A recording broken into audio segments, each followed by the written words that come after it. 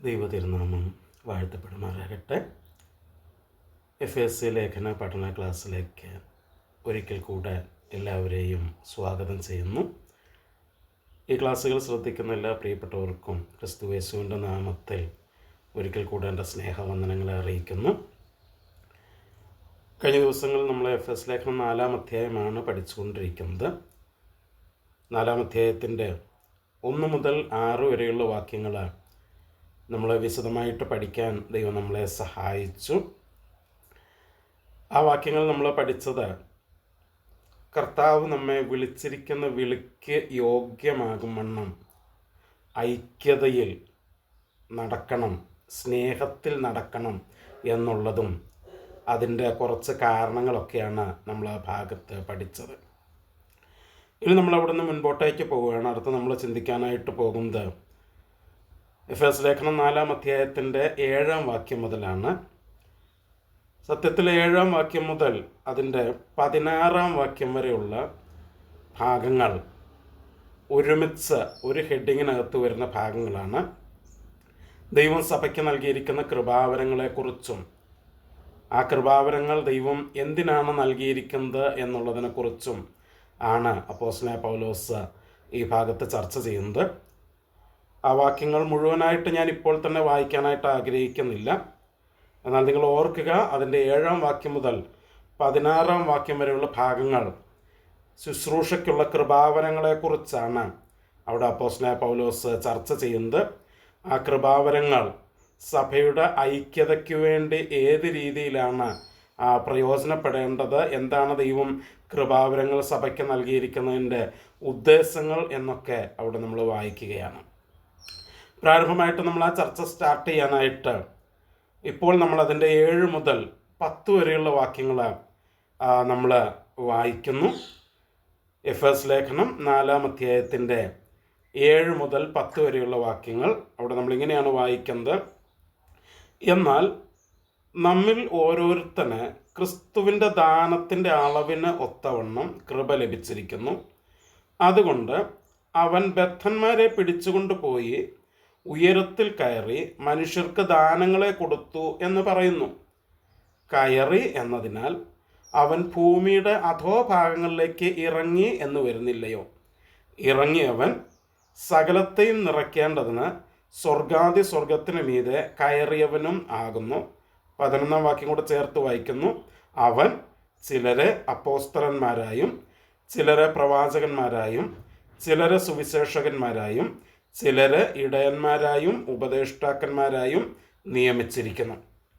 അപ്പോൾ 11-ാം വാക്യത്തിലാണ് നമ്മൾ ദൈവം സഭയിൽ ശുശ്രൂഷയ്ക്കുള്ള കൃപാവരങ്ങളെ, വ്യത്യസ്ത കൃപാവരങ്ങളെ കൊടുത്തിരിക്കുന്നതായിട്ട് നമ്മൾ കാണുന്നത്.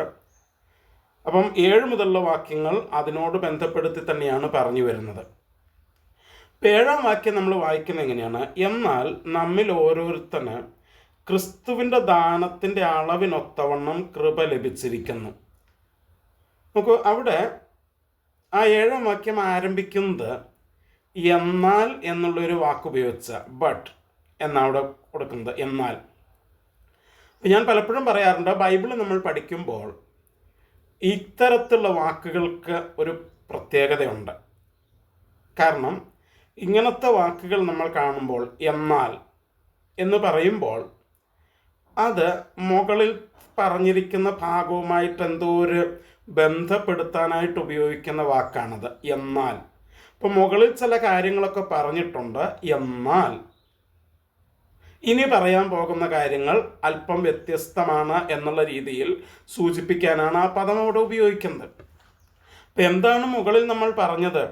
അതിൻ്റെ 4-ാം വാക്യം മുതൽ നമ്മൾ വായിച്ചപ്പോൾ പറഞ്ഞത്, നിങ്ങളെ വിളിച്ചപ്പോൾ ഏക പ്രത്യാശയായിരുന്നു, ശരീരം ഒന്നായിരുന്നു, ആത്മാവ് ഒന്നായിരുന്നു, കർത്താവ് ഒരുവനായിരുന്നു, വിശ്വാസം ഒന്നായിരുന്നു, സ്നാനം ഒന്നായിരുന്നു, എല്ലാവർക്കും ദൈവവും പിതാവുമായവൻ ഒന്ന്.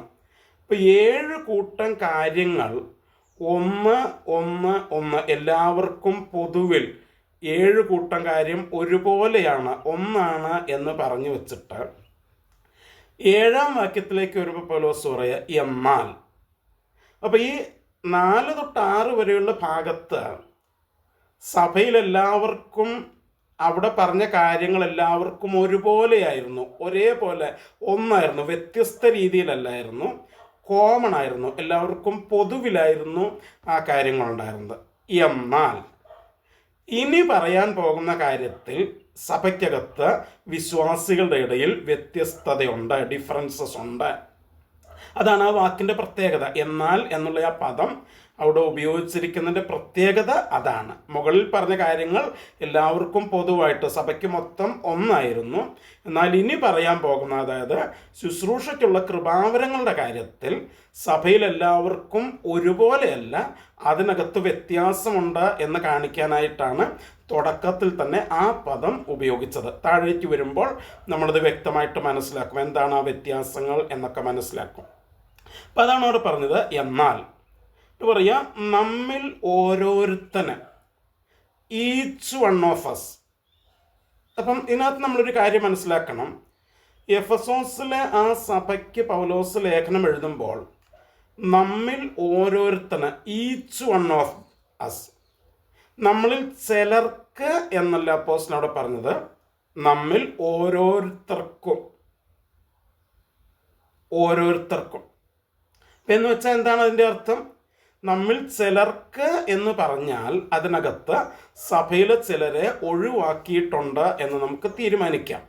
എന്നാൽ നമ്മിൽ ഓരോരുത്തർക്കും എന്ന് പറഞ്ഞാൽ സഭയിൽ എത്ര വിശ്വാസികളുണ്ടോ അവരെല്ലാവരെയും അതിനകത്ത് എന്ത് ചെയ്തിട്ടുണ്ട്, ഉൾക്കൊള്ളിച്ചിട്ടുണ്ട്. അപ്പം എന്താണ് അതിൻ്റെ അർത്ഥം?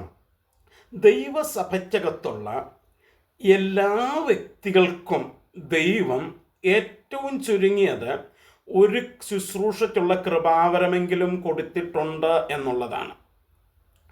ഞാൻ ചില സഭകളിലൊക്കെ പോകുമ്പോൾ എന്നോട് പറയാറുണ്ട്, അല്ലെങ്കിൽ ഞാൻ അവരോട് ഇങ്ങനത്തെ കാര്യങ്ങൾ പഠിപ്പിക്കുമ്പോൾ ഞാൻ അവരോട്, ദൈവം നിങ്ങൾക്ക് എന്തെങ്കിലും കൃപാവരങ്ങൾ തന്നിട്ടുണ്ടോ, അല്ലെങ്കിൽ എന്ത് കൃപാവരമാണ് തന്നിരിക്കുന്നത് എന്ന് ഞാൻ അവരോട് ചോദിക്കുമ്പോൾ അവർ ചിലർ പറയാറുണ്ട്, എനിക്കൊരു കൃപാവരവും ദൈവം തന്നിട്ടില്ല എന്ന്. അത് തെറ്റാണ്, ആ ചിന്ത തെറ്റാണ്.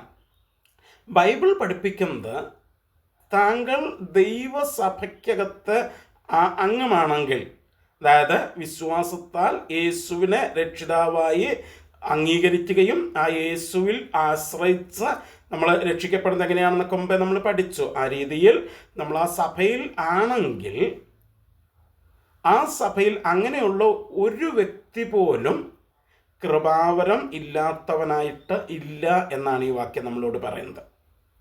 നമ്മിൽ ഓരോരുത്തർക്കും ദൈവം എന്ത് ചെയ്തിട്ടുണ്ട്, കൃപാവരങ്ങളെ തന്നിട്ടുണ്ട്. പിന്നെ എന്തുകൊണ്ടാണ് ചിലർ എനിക്കൊരു കൃപാവരവും ഇല്ല എന്ന് പറയുന്നത് എന്ന് ചോദിച്ചാൽ അതിൻ്റെ യാഥാർത്ഥ്യം ഇതാണ്, തങ്ങൾക്ക് ദൈവം എന്ത് കൃപാവരമാണ് തന്നിരിക്കുന്നത് എന്ന് അവർ ഗൗരവമായിട്ട് ഇതുവരെ ചിന്തിച്ചിട്ടില്ല, അവർക്കത് മനസ്സിലായിട്ടില്ല, സഭ അത് മനസ്സിലാക്കാനായിട്ട് അവരെ സഹായിച്ചിട്ടില്ല എന്നുള്ളതാണ് അതിൻ്റെ അർത്ഥം എന്ന് പറയുന്നത്.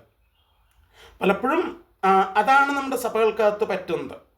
എന്തുകൊണ്ടാണ് ചില ആളുകൾ വളരെ പാസീവായിട്ട് ഞാൻ വരാം, ഇരിക്കാം, പോകാം എന്നുള്ള രീതിയിൽ അവർ ചെയ്യുന്നത് എന്തുകൊണ്ടാണെന്ന് ചോദിച്ചാൽ, അവരെ ദൈവം എന്ത് ശുശ്രൂഷ വരമാണ്, കൃപാവരമാണ് ഏൽപ്പിച്ചിരിക്കുന്നത് എന്ന് അവർക്ക് മനസ്സിലായിട്ടില്ല.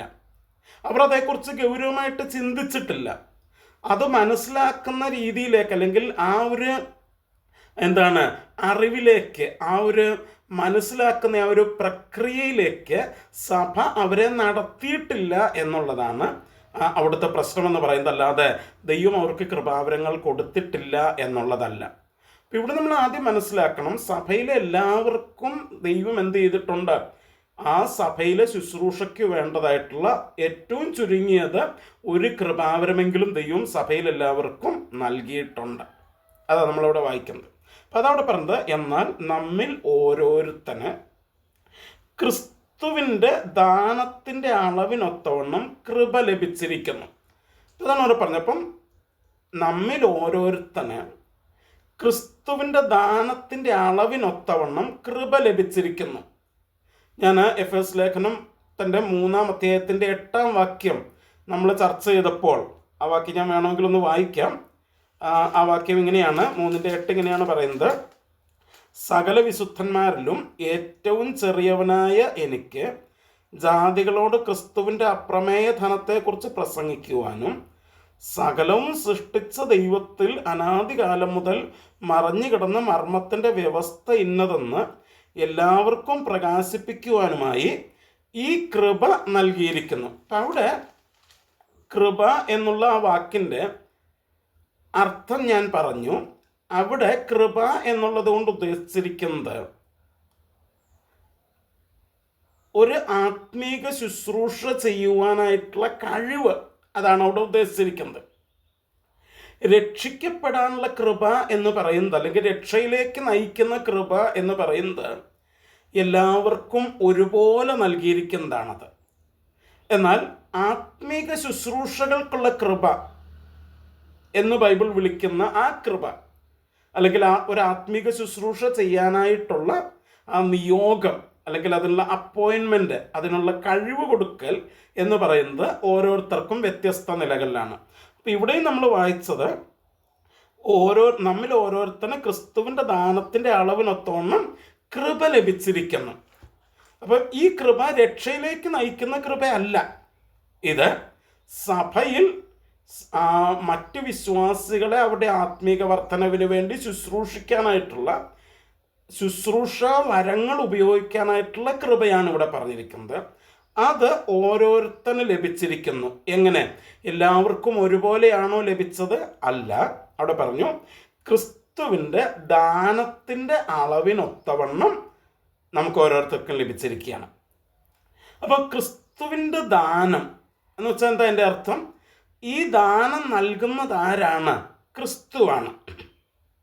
അപ്പം ഓരോരുത്തർക്ക് ഈ ശുശ്രൂഷ വരങ്ങൾ അത് ഓപ്പറേറ്റ് ചെയ്യാനായിട്ടുള്ള, അത് പ്രാവർത്തികമാക്കാനായിട്ടുള്ള കഴിവ്, കൃപ നൽകുന്നത് ആരാണ്? ക്രിസ്തുവാണ് നൽകുന്നത്. അപ്പം ആ ക്രിസ്തു അത് നൽകുന്ന ഒരളവുണ്ട്. ഓരോരുത്തർക്കും വ്യത്യസ്ത അളവിലാണ് അത് നൽകുന്നത്. നമ്മൾ മനസ്സിലാക്കണം. അതായത് ഒരു സഭയിൽ, എഫെസോസിലെ സഭ നമ്മൾ എടുത്തു കഴിഞ്ഞാൽ ആ സഭയിൽ എല്ലാവർക്കും ഒരേ അളവിലുള്ള ഒരേ കൃപയല്ല ക്രിസ്തു എന്ത് ചെയ്തിരിക്കുന്നത്? കൊടുത്തിരിക്കുന്നത്. ഇപ്പം ക്രിസ്തു ഓരോരുത്തർക്കും ആ ഗിഫ്റ്റ് കൊടുക്കുമ്പോൾ, ആ സമ്മാനം കൊടുക്കുമ്പോൾ, അത് ഓരോരുത്തർക്കും വ്യത്യസ്ത അളവുകളിലാണ് ക്രിസ്തു എന്ത് ചെയ്യുന്നത്? കൊടുക്കുന്നത്. നമ്മൾ മനസ്സിലാക്കിയിരിക്കണം. താഴേക്ക് വരുമ്പോൾ നമ്മൾ കുറച്ചുകൂടി വിശദമായിട്ട് നമ്മൾ ഈ കാര്യങ്ങൾ മനസ്സിലാകും. പക്ഷേ ഈ വാക്യത്തിൽ അതിൻ്റെ ഇൻട്രൊഡക്ഷൻ തന്നെ പൗലോസ് പറഞ്ഞു വയ്ക്കുന്നത് അങ്ങനെ തന്നെയാണ്. അപ്പം ഓരോരുത്തന് ക്രിസ്തുവിൻ്റെ ദാനത്തിനൊത്തവണ്ണം കൃപ ലഭിച്ചിരിക്കുന്നു. അപ്പം ആദ്യമായിട്ട് ഞാൻ ഇവിടെ പറയാനായിട്ട് ഉദ്ദേശിക്കുന്ന കാര്യം ഇതാണ്.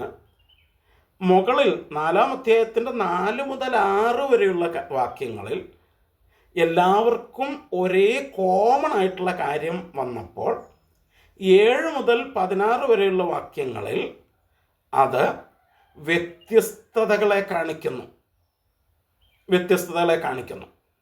ഏതിൽ? കർത്താവായ യേശു ഓരോരുത്തർക്ക് ശുശ്രൂഷാ വരങ്ങൾ, കൃപാവരങ്ങൾ ഓപ്പറേറ്റ് ചെയ്യാനായിട്ട് കൊടുത്തിരിക്കുന്ന ആ കൃപയ്ക്കകത്ത് വ്യത്യസ്തതകളുണ്ട്. അതെല്ലാവർക്കും ഒരുപോലെ അല്ല. അത് നമ്മൾ മനസ്സിലാക്കണം. ബൈബിൾ നമ്മൾ പഠിക്കുമ്പോൾ ഈ ഒരു കാര്യം നമുക്ക് വ്യക്തമായിട്ട് പല സ്ഥലങ്ങളിൽ കാണാനായിട്ട് കഴിയുന്നുണ്ട്. ഈ ഒരു കാര്യം ഇപ്പം ഞാൻ ചില വാക്യങ്ങളിലൂടെ നമുക്കൊന്ന് കടന്നു പോകാം. മത്തായിയുടെ സുവിശേഷം 25-ാം അധ്യായത്തിൻ്റെ 15-ാം വാക്യം നമ്മൾ വായിക്കുമ്പോൾ അവിടെ നമ്മൾ വായിക്കുന്നത് എങ്ങനെയാണ്?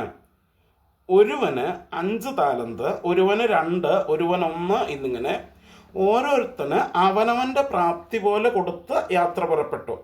നമുക്കറിയാം കർത്താവ് ഒരു ഉപമ പറയുന്നതാണത്. ആ ഉപമയുടെ വിശദാംശങ്ങളിലേക്കൊന്നും ഞാനിപ്പോൾ പോകുന്നില്ല. അവിടെ പറഞ്ഞ ഒരു പ്രത്യേക ഒരു പ്രയോഗമുണ്ട്. എന്താണ്? അവനവൻ്റെ പ്രാപ്തി പോലെ കൊടുത്തു. അപ്പോൾ കൊടുക്കുന്നവൻ്റെ പ്രാപ്തി പോലെയല്ല, റിസീവ് ചെയ്യുന്ന, സ്വീകരിക്കുന്നവൻ്റെ പ്രാപ്തി പോലെയാണ് കൊടുക്കുന്നത്. അപ്പം ദൈവത്തിന് ഓരോരുത്തരെ കുറിച്ച് അറിയാം. ഓരോരുത്തരും യുണീക്കാണ്. സഭയിലെ ഓരോ വിശ്വാസികളും അവർ യുണീക്കാണ്, പ്രത്യേകതകളുള്ളവരാണ്. ഒരാളെ പോലെ മറ്റൊരാൾ സഭയ്ക്കകത്തില്ല. ഇവർ വ്യത്യസ്തരാണ്. അപ്പോൾ വ്യത്യസ്തരായിട്ടുള്ള ഈ വ്യക്തികൾക്ക് ഏത് കൃപാവരമാണ്, ഏത് ശുശ്രൂഷാവരമാണ് ഓപ്പറേറ്റ് ചെയ്യാനായിട്ട് അവർക്ക് കപ്പാസിറ്റി ഉള്ളത് എന്നുള്ളത് ആർക്കറിയാം? കർത്താവിനറിയാം. അതിനനുസരിച്ചാണ് കർത്താവ് അത് അറേഞ്ച് ചെയ്തിരിക്കുന്നത്. സത്യത്തിൽ ലോകസ്ഥാപനത്തിന് മുമ്പേ ഇത് ദൈവം അറേഞ്ച് ചെയ്തതാണ്. ഒരു സഭയ്ക്കകത്ത് ആരൊക്കെ ഉണ്ടാകും എന്നുള്ളതും അവരുടെ കപ്പാസിറ്റികളുമായി യുണീക്നെസ് ഒക്കെ ദൈവം ലോകസ്ഥാപനത്തിന് മുമ്പേ അറേഞ്ച് ചെയ്തതാണ്. അപ്പം അതിനനുസരിച്ചാണ് ദൈവം എന്ത് ചെയ്യുന്നത്? ഓരോരുത്തർക്ക് കൃപാവരങ്ങളെ കൊടുക്കുന്നത്, സഭയ്ക്കകത്ത് കൃപാവരങ്ങളെ കൊടുക്കുന്നത്. അപ്പം ആദ്യം പറഞ്ഞ ഭാഗങ്ങളിൽ എല്ലാം ഒന്നായിരുന്നെങ്കിലും കൃപാവരങ്ങൾ ഒന്നായിരിക്കണം എന്ന് നമുക്ക് നിർബന്ധം പിടിക്കാനായിട്ട് പറ്റില്ല എന്നാണ് അവിടെ പറഞ്ഞതിൻ്റെ അർത്ഥം.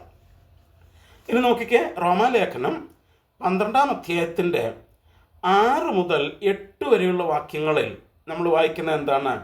ആകയാൽ നമുക്ക് ലഭിച്ച കൃപയ്ക്കൊത്തവണ്ണം വെവ്വേറെ വരമുള്ളത് കൊണ്ട്. ഫെഫസ്നത്തിൽ നമ്മൾ വായിച്ചു, നമുക്ക് ഓരോരുത്തർക്കും ക്രിസ്തു എന്ത് ചെയ്തിട്ടുണ്ട്? താൻ ഓരോരുത്തർക്ക് കൊടുക്കുന്ന ആ ഗിഫ്റ്റ് നിശ്ചയിച്ച അളവിനൊത്തവണ്ണം കൃപ കൊടുത്തു. എന്നിട്ട് ഇവിടെ പറയുക, നമുക്ക് ലഭിച്ച കൃപയ്ക്ക് ഒത്തവണ്ണം, നിനക്ക് എത്ര കൃപയാണോ കിട്ടിയത് അതിനൊത്തവണ്ണം വെവ്വേറെ വരങ്ങളുണ്ട്, ഡിഫറെൻറ്റ് ഗിഫ്റ്റ്സ് ഉണ്ട്. അപ്പം ഗിഫ്റ്റുകളിൽ സഭയ്ക്കകത്ത് വ്യത്യസ്തതയുണ്ട്, ഡിഫറൻസസ് ഉണ്ട്. വെവ്വേറെ വരമുള്ളത് കൊണ്ട് പ്രവചനമെങ്കിൽ വിശ്വാസത്തിനൊത്തവണ്ണം, ശുശ്രൂഷ എങ്കിൽ ശുശ്രൂഷയിൽ, ഉപദേശിക്കുന്നവനെങ്കിൽ ഉപദേശത്തിൽ, പ്രബോധിപ്പിക്കുന്നവനെങ്കിൽ പ്രബോധനത്തിൽ. നോക്കിക്കേ, ഉപദേശം എന്ന് പറഞ്ഞാൽ എന്താ? ടീച്ചിങ്, പഠിപ്പിക്കുക. പ്രബോധിപ്പിക്കുക എന്ന് പറഞ്ഞാൽ എന്താ?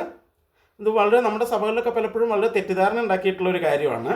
പ്രബോധനം എന്ന് പറഞ്ഞാൽ ചിലപ്പോഴൊക്കെ നമ്മൾ ഉദ്ദേശിക്കുന്നത് എന്താ വെച്ച് കഴിഞ്ഞാൽ, ഈ സഭയിലെ പ്രായമുള്ള ആൾക്കാർക്ക് പാസ്റ്റർ പ്രസംഗിക്കുന്നതിന് മുമ്പ്, മെയിൻ പ്രസംഗത്തിന് മുമ്പ് കൊടുക്കുന്ന ഒരു 10 മിനിറ്റ് സമയം എന്നാണ്.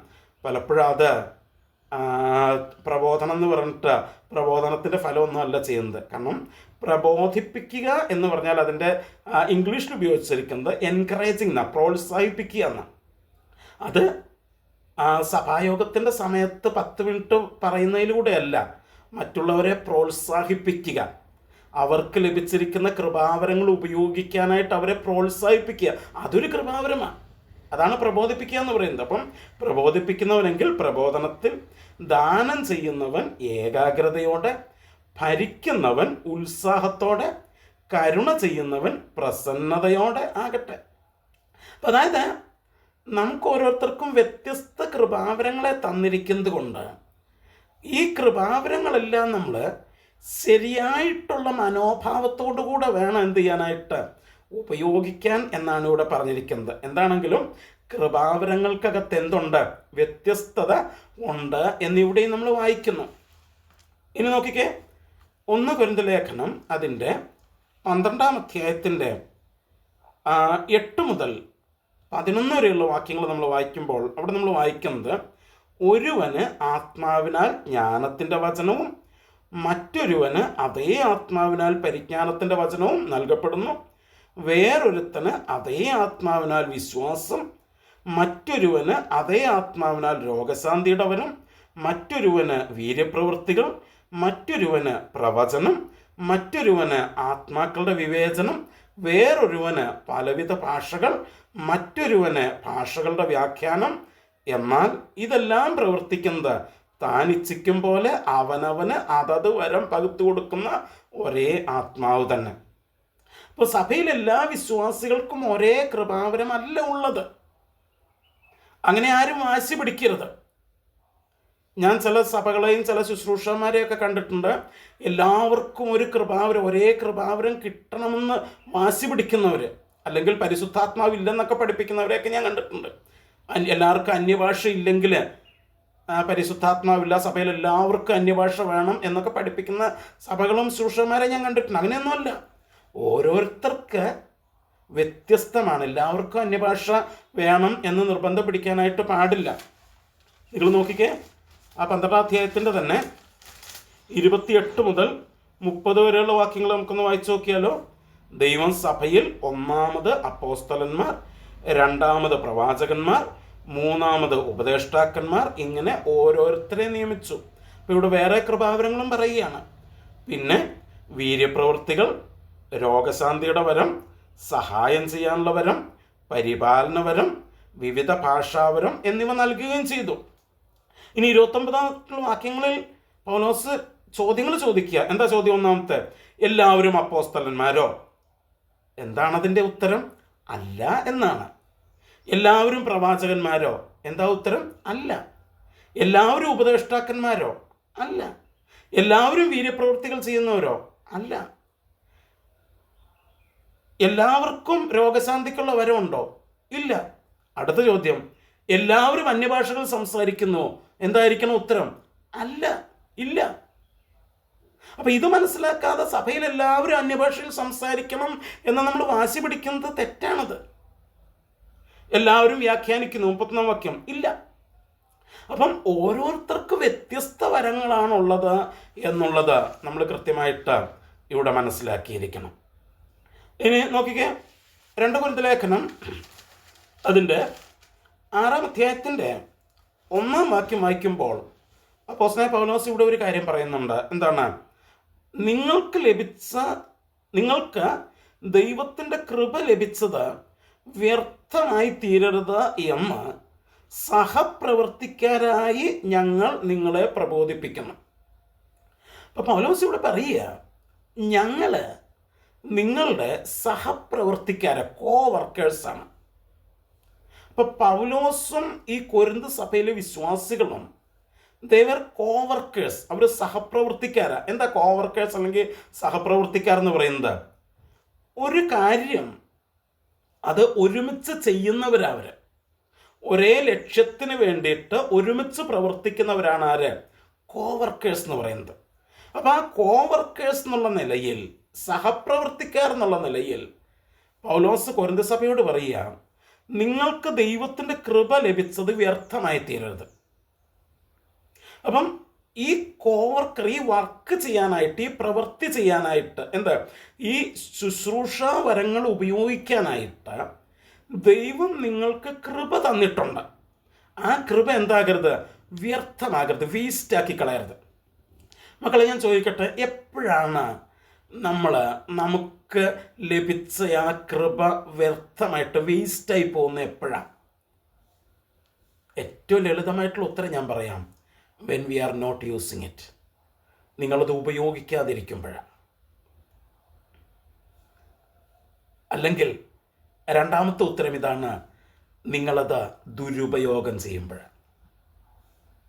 അപ്പം either you will not be using it or you will be misusing it. ഒന്നുകിൽ നിങ്ങളത് ഉപയോഗിക്കാതിരിക്കുന്നു, അല്ലെങ്കിൽ നിങ്ങളത് ദുരുപയോഗം ചെയ്യുന്നു.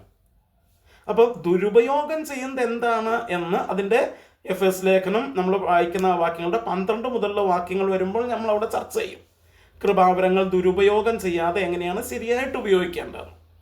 എന്നാൽ ഉപയോഗിക്കാതിരിക്കുക എന്നുള്ളതും ഈ കൃപ വേസ്റ്റാക്കി കളയുന്നതിൻ്റെ ഒരു കാര്യം തന്നെയാണ്. അപ്പോൾ പൗലോസ് പറയുക, നിങ്ങൾ ആ കൃപ എന്ത് ചെയ്യരുത്? വേസ്റ്റാക്കരുത്, വൃഥാവാക്കി കളയരുത്. അപ്പം മക്കളെ, ഞാൻ പറയുന്നത്, ദൈവം നിങ്ങളെ സഭയിലാക്കിയിരിക്കുന്നത്, ദൈവം നിങ്ങൾക്കൊരു കൃപാവരം തന്നിട്ടുണ്ട്. So you have to operate it. നിങ്ങളത് പ്രാക്ടീസ് ചെയ്യണം, നിങ്ങളത് ഉപയോഗിക്കണം. അല്ലെങ്കിൽ ആ കൃപാവരത്തിന് വേണ്ടി ദൈവം നിങ്ങൾക്ക് നൽകിയ, ആ ശുശ്രൂഷ വരത്തിന് വേണ്ടി ദൈവം നിങ്ങൾക്ക് നൽകിയ കൃപ നിങ്ങളത് വേസ്റ്റാക്കി കളയുക ചെയ്യുന്നത്, വ്യർത്ഥമാക്കി കളയുക ചെയ്യുന്നത്. അതുകൊണ്ട് ആരും ദൈവം എന്നെ ഒരു കൃപാവരവും ഏൽപ്പിച്ചിട്ടില്ല എന്ന് പറഞ്ഞ് നിങ്ങൾ എന്ത് ചെയ്യരുത്? പാസീവായിട്ട് സഭയിലായിരിക്കരുത്, അലസമായിട്ട് സഭയിലായിരിക്കരുത്. നമ്മളിപ്പോൾ തന്നെ റോമാലേഖനത്തിലും കൊരിന്ത്യർ ലേഖനത്തിലുമായിട്ട് കുറേ വരങ്ങളുടെ ലിസ്റ്റ് വായിച്ചു. ഇതിനകത്ത് ഏതെങ്കിലുമൊക്കെ ദൈവം നിങ്ങൾക്ക് തന്നിട്ടുണ്ട്, ഏറ്റവും ചുരുങ്ങിയത് ഒരെണ്ണമെങ്കിലും തന്നിട്ടുണ്ട്. So it's your duty to identify it and operate it. അത് തിരിച്ചറിഞ്ഞ് അത് ഉപയോഗിക്കുക എന്നുള്ളതാണ് നമ്മുടെ ഉത്തരവാദിത്വം എന്ന് പറയുന്നത്. മറക്കരുത്. അപ്പം കർത്താവ് നമുക്ക് നൽകിയ കൃപ നമ്മൾ എന്ത് ചെയ്യരുത്? വേസ്റ്റാക്കി കളയരുത്. എങ്ങനെ? By not using it. അത് ഉപയോഗിക്കാതിരിക്കുന്നതിലൂടെ നമ്മൾ എന്ത് ചെയ്യരുത്, അതിനെ എന്ത് ചെയ്യരുത്, വേസ്റ്റാക്കി കളയരുത്. അപ്പം എന്തുകൊണ്ടാണ് പലപ്പോഴും നമ്മൾ ഉപയോഗിക്കാതിരിക്കുന്നത്? എന്തുകൊണ്ടാണ് നമ്മൾ സഭയിൽ പോയിട്ട് പാസീവായിട്ട് ഇരുന്നിട്ട് വരാമെന്ന് ചിന്തിക്കുന്നത്? അങ്ങനെയാണെങ്കിൽ എനിക്ക് പ്രശ്നമൊന്നും ഉണ്ടാകത്തില്ല. ഞാൻ എന്തെങ്കിലും ചെയ്താലല്ലേ എനിക്ക് പ്രശ്നം ഉണ്ടാവുള്ളൂ. ഞാൻ എന്തെങ്കിലും ചെയ്യാനായിട്ട് ശ്രമിച്ചാലേ എനിക്ക് പ്രശ്നം ഉണ്ടാവുള്ളൂ. പ്രശ്നമില്ലാതിരിക്കാൻ എന്താ അവർ വെറുതെ പോവുക, ഇരിക്കുക, പോരുക. ഇതാണ് നമ്മൾ ചിന്തിക്കുന്നത്. എന്നാൽ പൗലോസ് പറഞ്ഞു നോക്കിക്കേ, അതിൻ്റെ 6-ാം അധ്യായത്തിൻ്റെ 3-ാം വാക്യം തൊട്ട് പൗലോസ് പറയുക, ശുശ്രൂഷയ്ക്ക് ആക്ഷേപം വരാതിരിക്കേണ്ടതിന് ഞങ്ങൾ ഒന്നിലും ഇടർച്ചയ്ക്ക് ഹേതു കൊടുക്കാതെ സകലത്തിലും ഞങ്ങളെ തന്നെ ദൈവത്തിൻ്റെ ശുശ്രൂഷന്മാരെ കാണിക്കുന്നു. അപ്പം ഞങ്ങളെന്താ ചെയ്യുന്നത്? ഞങ്ങൾ സകലത്തിലും ഞങ്ങളെ ദൈവത്തിൻ്റെ ശുശ്രൂഷന്മാരായി കാണിക്കുന്നു. എന്താ അവിടെ സകലത്തിൽ എന്ന് പറയുന്നത്? താഴേക്ക് വായിക്കുക, 5-ാം വാക്യം തൊട്ട, ബഹുസഹിഷ്ണുത. കഷ്ടം സഹിക്കുമ്പോഴും ഗിഫ്റ്റ് ഓപ്പറേറ്റ് ചെയ്യാതിരിക്കുന്നില്ല. കഷ്ടം, ബഹുസഹിഷ്ണുതയുടെ നടുവിലും ഞങ്ങൾ ദൈവത്തിൻ്റെ ശുശ്രൂഷകരാണ് എന്നുള്ള ബോധ്യത്തിൽ അവർ ആ ഗിഫ്റ്റ് ഓപ്പറേറ്റ് ചെയ്യാണ്. കഷ്ടം, ബുദ്ധിമുട്ട്, സങ്കടം, തല്ല്, തടവ്, കലഹം എന്നുവെച്ചാൽ ജനക്കൂട്ടം മുഴുവൻ കലഹം, ഇവർക്കെതിരെ കലഹം ഉണ്ടാക്കുമ്പോഴും, അധ്വാനം, ഉറക്കിളപ്പ്, ശാരീരികമായിട്ടുള്ള ഉറങ്ങാൻ പോലും സമയം കിട്ടാതെ വരുമ്പോഴും, പട്ടിണി, നിർമ്മലത, പരിജ്ഞാനം, ദീർഘക്ഷമ, ദയ, പരിശുദ്ധാത്മാവ്, നിർവ്യാജ സ്നേഹം, സത്യവചനം, ദൈവം. നോക്കിക്കേ, ഇതൊക്കെ ഈ സാഹചര്യങ്ങളിലൊക്കെയും അവർ നീതിയുടെ ആയുധങ്ങൾ വലത്തും ഇടത്തുമൊക്കെ സഹിച്ചുകൊണ്ട്, ധരിച്ചുകൊണ്ട്, മാനാപമാനങ്ങളും ദുഷ്കീർത്തി സൽകീർത്തികളും അനുഭവിച്ചിട്ടും ചതിയന്മാരെന്ന് ലോകം അവരെക്കുറിച്ച് വിധി എഴുതിയിട്ടും, താഴെയുള്ള വാക്യങ്ങൾ നിങ്ങൾ വായിച്ചാൽ മതി. ആരും അവരെ അറിയുന്നില്ലെങ്കിലും, ഞാൻ 8-ാം വാക്യം തൊട്ടാ പറഞ്ഞു വരുന്നത്, ആരും അവരെ അറിയുന്നില്ലെങ്കിലും, അവർ മരിക്കുന്നവരായിരുന്നിട്ടും, അവർ ശിക്ഷിക്കപ്പെടുന്നവരായിരുന്നിട്ടും, അവർ ദുഃഖിതരായിരുന്നിട്ടും, നമ്മളൊക്കെ ഒരു ദുഃഖം വന്നാൽ പിന്നെ സഭയ്ക്കകത്ത് നമ്മൾ ഗിഫ്റ്റ് ഓപ്പറേറ്റ് ചെയ്യാനായിട്ട് നിൽക്കില്ല. ദരിദ്രരായിരുന്നിട്ടും ഒന്നുമില്ലാത്തവരായിരുന്നിട്ടും അവർ ആ ഗിഫ്റ്റ് ഓപ്പറേറ്റ് ചെയ്തുകൊണ്ടിരുന്നു. ഞാൻ ആ വാക്യങ്ങൾ ഒന്ന് വായിക്കാം. മാനാപമാനങ്ങളും 8-ാം വാക്യം തൊട്ടാണ്. 2 കൊരിന്ത്യർ 6-ന്റെ 8-ാം വാക്യം തൊട്ടാണ്. മാനാപമാനങ്ങളും ദുഷ്കീർത്തി സൽകീർത്തികളും അനുഭവിച്ചും, ചതിയന്മാർ എന്നിട്ടും സത്യവാന്മാർ, ആരും അറിയാത്തവരെന്നിട്ടും എല്ലാവരെയും നല്ലോണം അറിയുന്നവർ, മരിക്കുന്നവരെന്നിട്ടും ഇതാ ഞങ്ങൾ ജീവിക്കുന്നു, ശിക്ഷിക്കപ്പെടുന്നവരെന്നിട്ടും കൊല്ലപ്പെടാത്തവർ, ദുഃഖിതരെങ്കിലും എപ്പോഴും സന്തോഷിക്കുന്നവർ, ദരിദ്രരെങ്കിലും പലരെയും സമ്പന്നരാക്കുന്നവർ, ഒന്നുമില്ലാത്തവരെങ്കിലും എല്ലാം കൈവശമുള്ളവരായി തന്നെ. അപ്പം ഇതൊക്കെ ഉള്ളപ്പോഴും അവർ ആ ഗിഫ്റ്റ് ഓപ്പറേറ്റ് ചെയ്തുകൊണ്ടേയിരുന്നു. കാരണം it was a God given grace. ദൈവം നൽകിയ കൃപയാണിത്. എന്നിട്ട് പൗലോസ് പറയാ, നിങ്ങൾ ഞങ്ങളുടെ കൂട്ടുവേലക്കാര്, കോവർക്കേഴ്സാണ്. So don't waste that grace. ആ കൃപ നിങ്ങൾ വ്യർത്ഥമാക്കരുത്.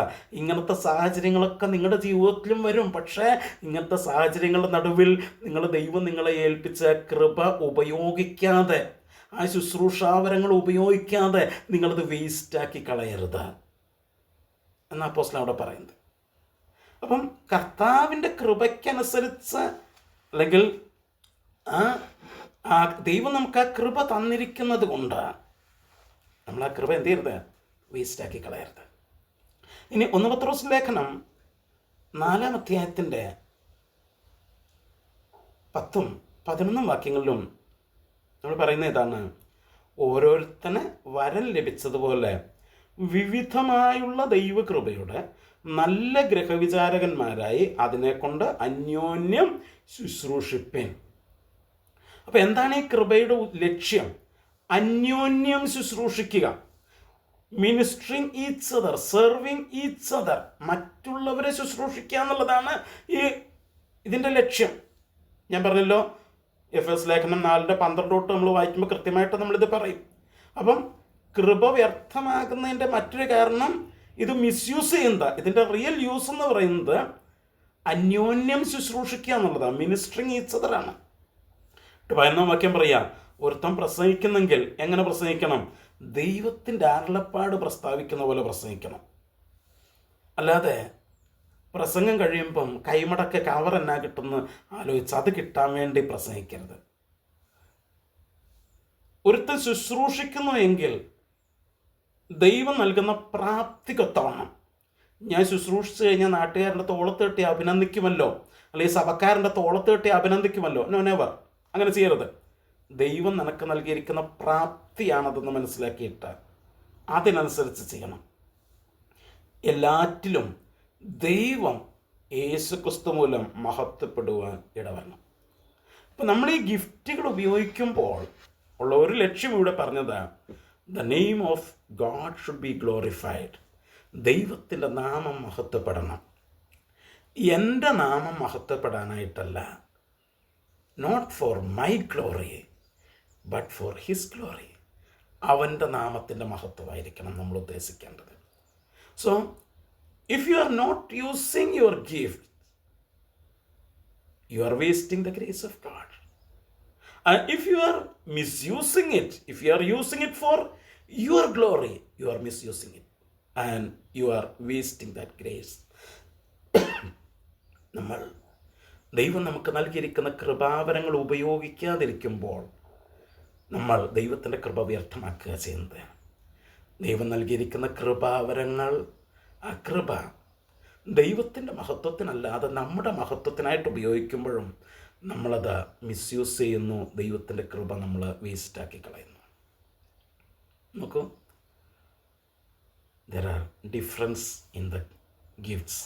സഭയിൽ ഓരോരുത്തർക്ക് കർത്താവ് കൊടുത്തിരിക്കുന്ന കൃപാവരങ്ങൾക്കകത്ത് വ്യത്യാസമുണ്ട്. നമ്മൾ മനസ്സിലാക്കുക.